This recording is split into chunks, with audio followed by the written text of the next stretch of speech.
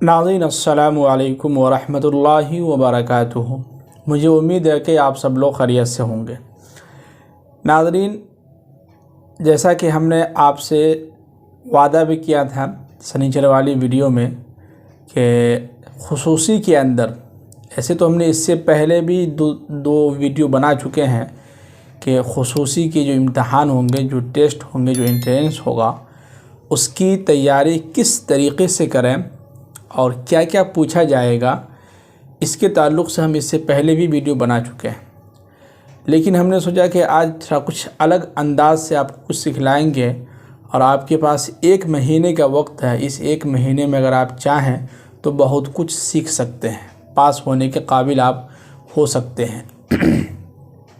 तो इसलिए हमने सोचा कि आज हम आपके सामने खुसूसी के ताल्लुक़ से बतलाएंगे आपको कि वहाँ की तैयारी किस तरीक़े से करें। जैसा कि रात बहुत साथी, 1-2 साथी फ़ोन भी किए। एक चीज़ और देखिए, जो नंबर हमने आपको दिया है यूट्यूब पर, जो आप नंबर जियो का देखते हैं और साथी फ़ोन भी करते हैं, तो माज़रत ख़्वाह हूँ इसलिए कि वो मोबाइल हम पास में लेके नहीं चलते हैं। हम एक ही मोबाइल पास में लेके चलते हैं, वो भी हम जब ज़रूरत होती है तो बाहर लेके निकलते हैं, नहीं तो दोनों मोबाइल रूम के अंदर ही रखा रहता है। तो रूम में रखने की वजह से, रखा रहने की वजह से हम नहीं उठा पाते उस मोबाइल से, उस नंबर पर फ़ोन नहीं उठाते। लेकिन फिर भी आप फ़ोन कीजिएगा तो हम इंशाअल्लाह रूम में रहते हैं, किसी वक्त हम तो उठा लेते हैं। और जैसे कि रात 1-2 साथी फ़ोन भी किए तो हम रूम में थे। रात अगर आप फ़ोन कीजिएगा तो हम उठा लेंगे। रात समझिए कि 8 बजे से लेके, ऐसे तो आप रमज़ान शुरू होगा, आज से तरावीह शुरू हो जाएगी, तो रमज़ान के महीने में अगर आप फ़ोन करते हैं तो 9 या सवा 9 बजे तक तरावीह होगी। तो उसके बाद से आप, यानी कि 9:30 के बाद से लेके रात 11 बजे तक आप हमको फ़ोन कर सकते हैं इसी जियो वाले नंबर पर, जो अभी आपके स्क्रीन के मोबाइल पर दिख रहा होगा। तो इस पे अगर आप फ़ोन करते हैं तो रात के 9 बजे के बाद, 9:30 के बाद जो है 11 बजे तक रमज़ान के महीने में समझिए कि जागना होता है।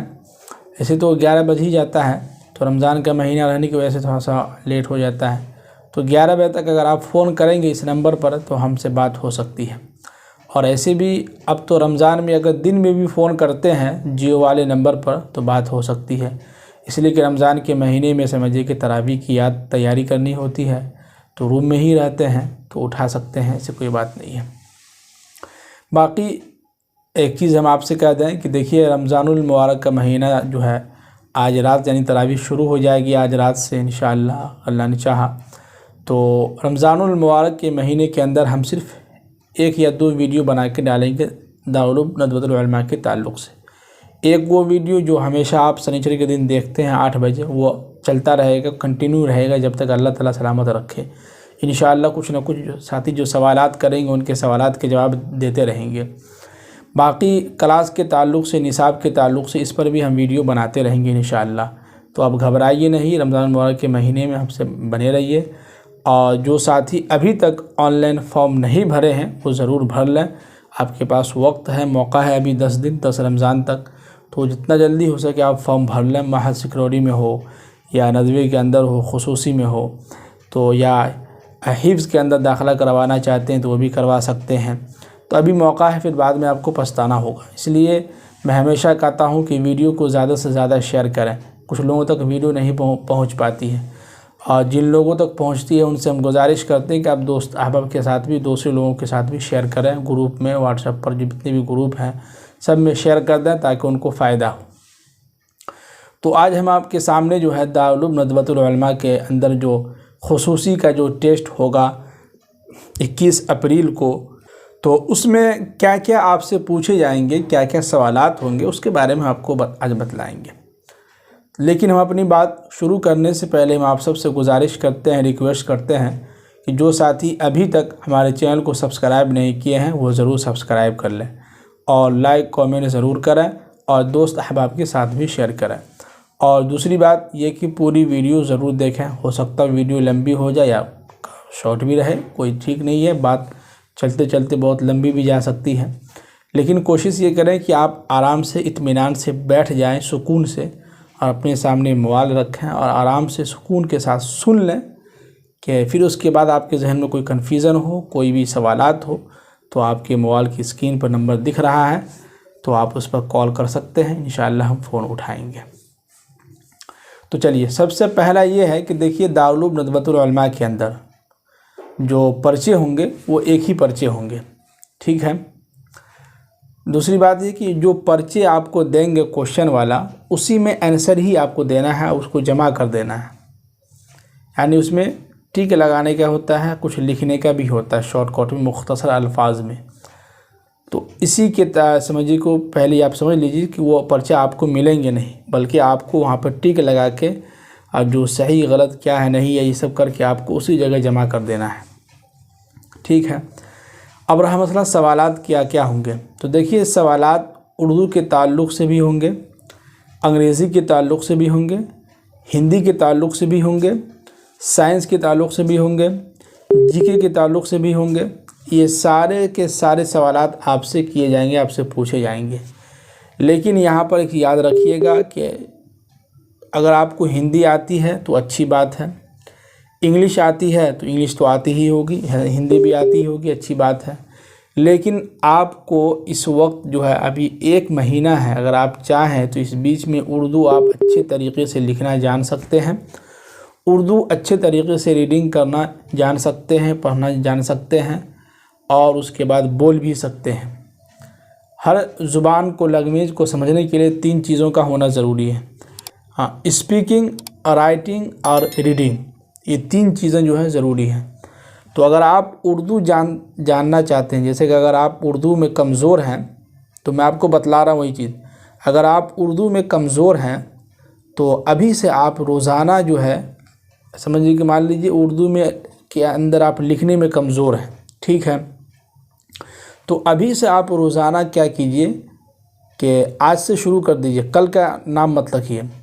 जैसे होता है ना कि इंशाल्लाह कल से करेंगे, कल वाला नहीं हो पाएगा, ये बात याद रखिएगा। मेरे साथ भी कभी कभी ऐसा होता है कि मैं सोचता हूँ कि कल सुबह वीडियो बना लेंगे या कल बना लेंगे, नहीं हो पाता है। तो इसलिए जो बात अभी हम कह रहे हैं उसको गौर से सुनिए और आज से जो है करना शुरू कर दीजिए वीडियो पूरी देखने के बाद। सबसे पहला ये कि आप रोज़ाना उर्दू लिखना जो है, रोज़ाना कम से कम 1 सफ़ा, 2 सफ़ा, 3 सफ़ा लिखिए। और ये कब लिखिए? रात के वक्त लिखिए, इशा के बाद।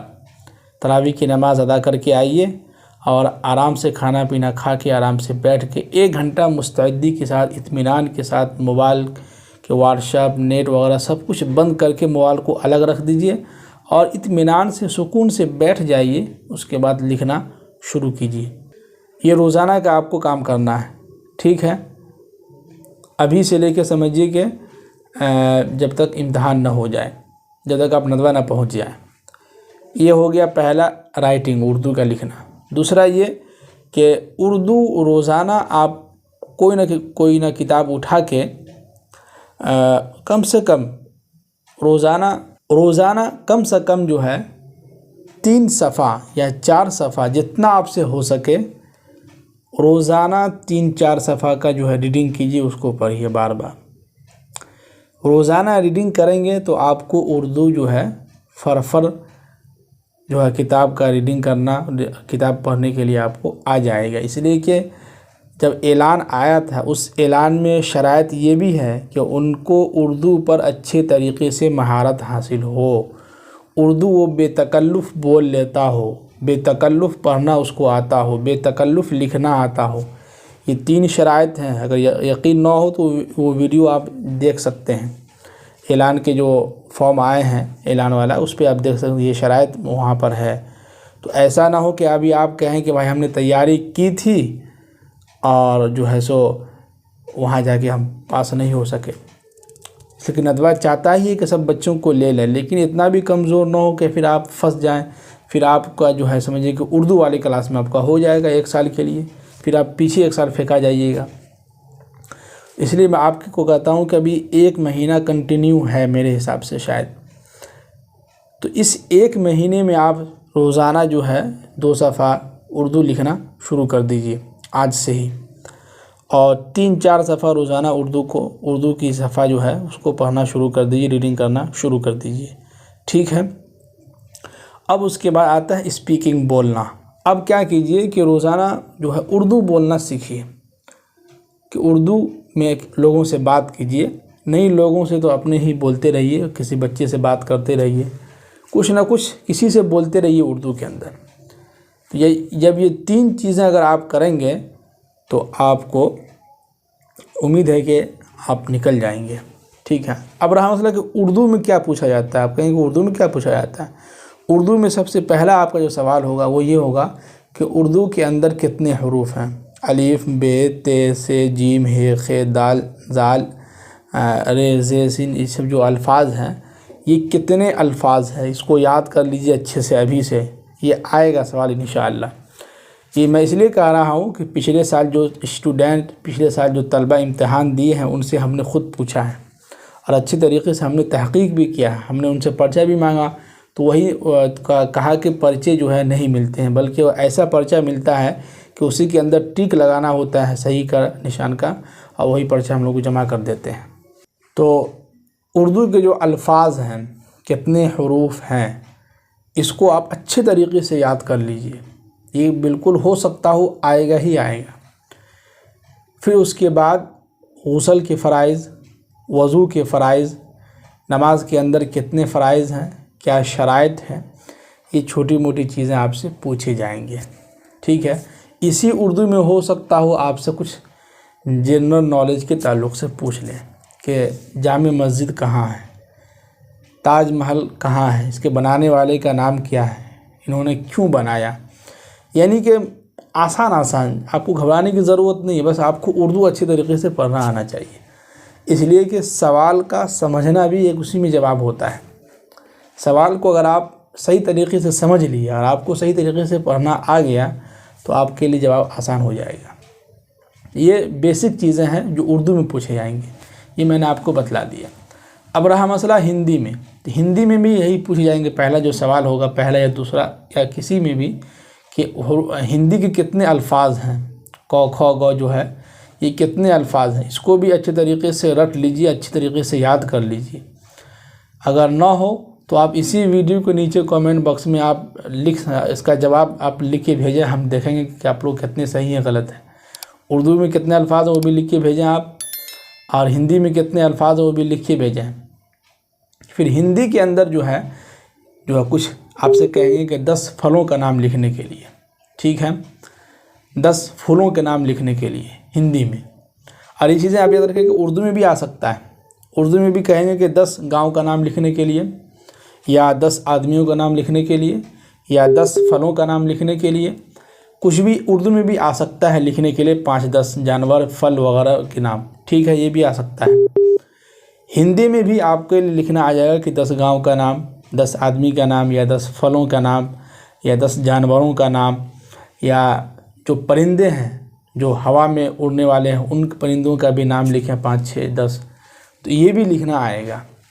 और ये भी सवाल होगा कि हिंदी के अंदर कितने अल्फाज हैं। तो ये दोनों उर्दू और हिंदी के अल्फाज कितने हैं वो आप इस वीडियो के नीचे कमेंट बॉक्स में लिख के हमको भेजें, कमेंट करें सब साथी, फिर हम बताएंगे कि इनका सही या गलत है। बाकी आप खुद अगर याद है, नहीं तो किताब देख लें और फिर आप कमेंट करके वीडियो में कमेंट करें, फिर हम आपको बताएंगे कि क्या सही है गलत है, ताकि यहाँ भी एक इम्तहान आपका हो जाए। ये आपके लिए फ़ायदेमंद है, आपके फ़ायदे के लिए ही हम आपको बतला रहे हैं। अगर आप कमेंट करेंगे तो आपका फ़ायदा, अभी कॉन्फिडेंस पैदा होगा कि नहीं हमको याद है। अगर नहीं अरे याद कर लेंगे देखा जाएगा, तो ये याद कर लेंगे ये नहीं होता है। इसलिए कि हमारे एक उस्ताद थे मौलाना अबुल हसन साहब, बहुत अच्छे, वो कहते थे कि अभी जो कर लोगे वही होगा। ये जो सोचोगे कि इम्तिहान में तैयारी कर लेंगे, इम्तिहान से एक दिन पहले तैयारी कर लेंगे, नहीं होता है ये। फिर वही होगा कि एग्ज़ाम हॉल में जाके आप पछताएंगे, फिर आपको दिन में जो है तारे नज़र आएंगे, तो ये होगा। फिर बाद में आपको पछताने की ज़रूरत नहीं, इसलिए अभी से ये सब चीज़ें याद कर लीजिए। ये हो गए। फिर उसके बाद अंग्रेज़ी में आइए। अंग्रेज़ी में जो पहला सवाल होगा वो ये कि अंग्रेज़ी की जो अल्फ़ाबेट हैं ABCDEFG, ये कितने हरूफ हैं। ये सवाल आपको आएंगे, ये तीनों में से कोई एक ना एक टकराएगा, ये कन्फर्म, इसको याद रख लीजिए। ABCD जो है कितने अल्फाज हैं अंग्रेज़ी में, इसको भी याद कर लीजिए, या इसको भी अगर याद है तो वीडियो के नीचे कमेंट बॉक्स में जो है कमेंट कीजिए, बतलाए, वहाँ लिख के भेजिए, ताकि हम सब के कमेंट पर जो है लाइक करते जाएं, और जिनके कमेंट पर लाइक होगा समझ जाइए कि सही है। तो ये हो गया। अब अंग्रेज़ी में ये होगा कि जैसे कि कुछ अल्फाज उर्दू में दिया जाएगा मीनिंग, उसको आप अंग्रेज़ी बनाइए। जैसे कि सेब को अंग्रेज़ी में क्या कहते हैं? एप्पल कहते हैं, उसको लिखिए, वहाँ लिखना होगा आपको। संतरा को अंग्रेज़ी में क्या कहते हैं? ये आपको लिखना होगा। और जो दरवाज़ा है उसको अंग्रेज़ी में क्या कहते हैं? वो लिखना होगा। खिड़की है उसको अंग्रेज़ी में क्या कहता है? वो लिखना, यानी कि कुछ इस तरह के अल्फाज ही देंगे आपको, इसकी अंग्रेज़ी मीनिंग बनाना होगा। फिर जो है एक ऐसे सवाल होंगे जो आपके ये होंगे कि अंग्रेज़ी लिख के देंगे और ये कहेंगे कि इसके क्या माना है। जैसे दे दिया डॉग, इसके क्या माना है लिखिए आप। फिर उसके बाद डिस्टर्ब, इसके क्या माना है, वहाँ आपको वहाँ माने पे जो उसके सामने लिखा होगा उसको सही पे निशान लगा देना है। तो ये होंगे। फिर उसके बाद अंग्रेज़ी में जो है कुछ ऐसे नाम आपको लिखने के लिए कहा जाएगा कि जो आप अंग्रेज़ी में लिखिए। तो ये इतने सारे, ये तीनों के जो है, ये तीन तो है, हिंदी, अंग्रेज़ी, उर्दू, ये तीन तो सब्जेक्ट फिक्स है। फिर उसके बाद एक दो सवाल, 2 या 3 सवाल जो है हिसाब के ताल्लुक़ से आपसे पूछे जाएंगे। उसमें सिर्फ टिक लगाने वाला आएगा, कौन सही कौन गलत है, बस यही होगा। फिर उसके बाद जीके के ताल्लुक़ से, उसके बाद साइंस के ताल्लुक़ से, यानी कि जो आप 12वीं क्लास में या 11वीं क्लास में, 10th में, इस सब में जो आप किताब में जो तालीम हासिल किए, जो आपके सामने से गुजरी है, इसी में से हल्का फुल्का सिर्फ टिक लगाने वाला, लिखने वाला नहीं होगा, ये बात याद रखिएगा। सिर्फ आपको टिक लगाना है, इसको याद रखिएगा आप लोग। तो बस यही सारी चीज़ें हैं। बाकी अगर आप हिंदी में कमज़ोर हैं तो कोशिश ये कीजिए कि अभी से जो है हिंदी रोज़ाना 2 सफ़ा लिखना शुरू कर दीजिए और रोज़ाना 2 सफ़ा उसकी रीडिंग कीजिए, फिर हिंदी में बात कीजिए।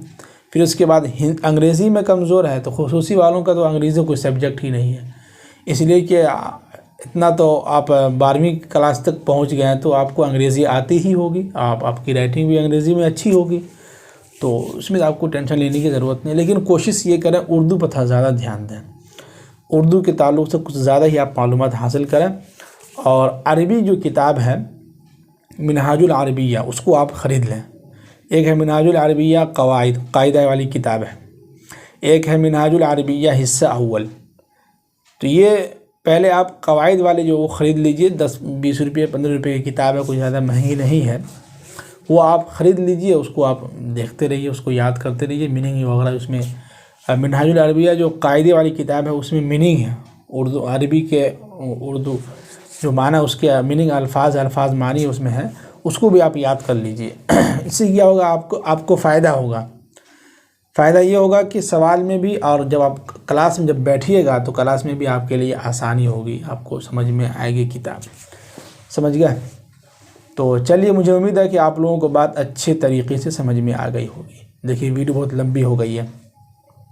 खैर चलिए, फिर अगर आपके जहन में कोई भी सवालात हो तो आप देखिए घबराएं नहीं, आप बेधड़क हमें फ़ोन करें, इंशाअल्लाह हम आपका फ़ोन उठाएंगे और आपको बतलाएंगे भी। और मज़ीद इसके ऊपर और आप चाहते हैं कि थोड़ा सा और कुछ जो है सो तैयारी कराने का कुछ आप वीडियो वगैरह बनाइए तो आप मैसेज कीजिए, फिर उसके बाद हम देखते हैं। इसलिए कि जैसे देखिए रमज़ान का महीना शुरू हो रहा है, तरावी आज से शुरू है, तो हम हाफिज़ कुरान हैं, तो हमारा ज़्यादा लोड जो है तरावी का आ जाता है। तो फिर भी अगर आप मैसेज कीजिए, कोशिश करेंगे, हम देखेंगे कोई रास्ता निकालेंगे। तो चलिए हमारे लिए भी दुआ कीजिए और आप सब लोगों को रमज़ान मुबारक का महीना मुबारक हो। मुबारकबाद पेश करते हैं सब साथियों को।